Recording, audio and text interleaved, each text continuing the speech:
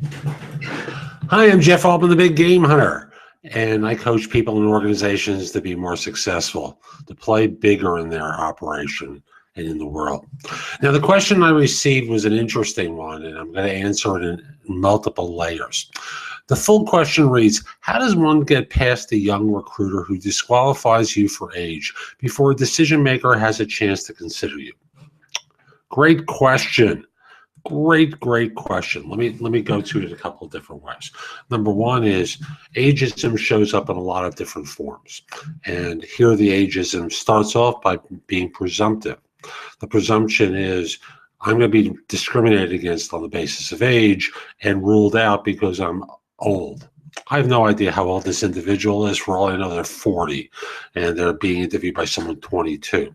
They could be my age. By the way, I'm 65 and interviewed by someone 30. But the assumption is that your age is going to knock you out of contention, when in fact, what will knock you out of contention more often than not is your attitude, because you're starting off with a chip on your shoulder and you're doing nothing to change attitudes. You see, one of the things I know about older people is they cop to this assumption of ageism very quickly, and they do nothing to defeat the bias.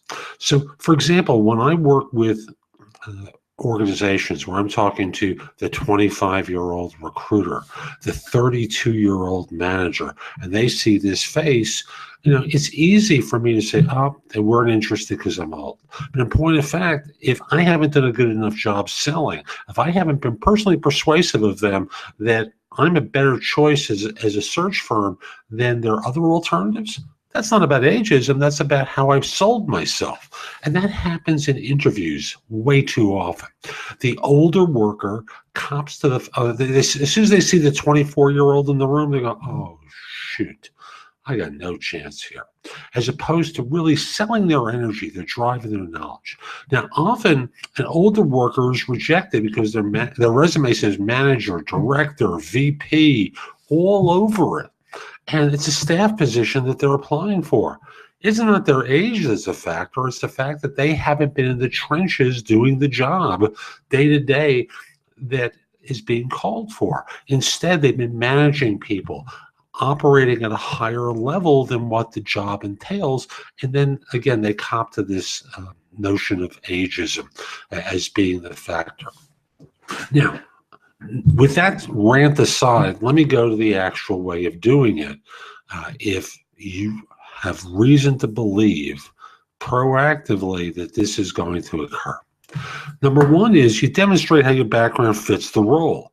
Number two is you sit there with a smile on your face instead of being a grump or a grouch, and answer all their questions.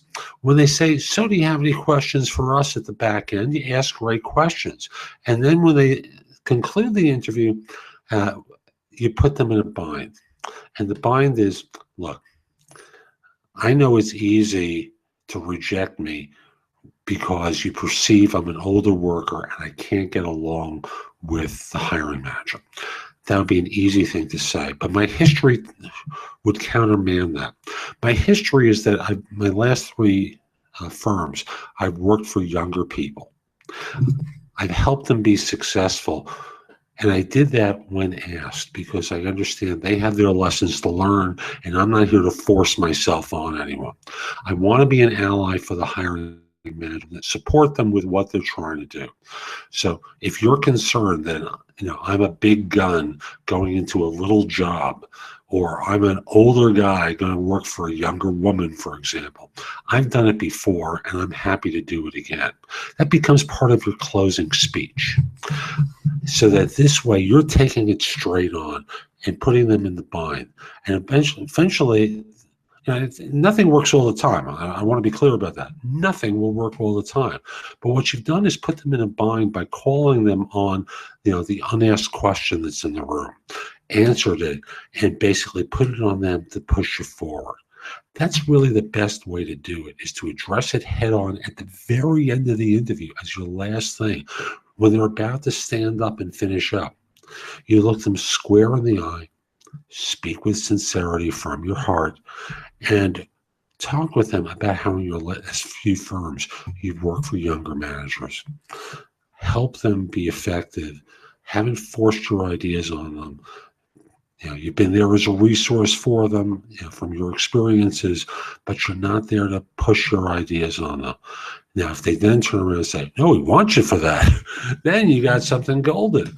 But your concern is voiced in the question, is that, young HR guy, not getting near the decision maker. Statistical probability is the first half of this video, is the factor that's at issue. And if you want to get past the HR person, I've given you the way to do it. Hope you found this helpful and have a great day. Take care.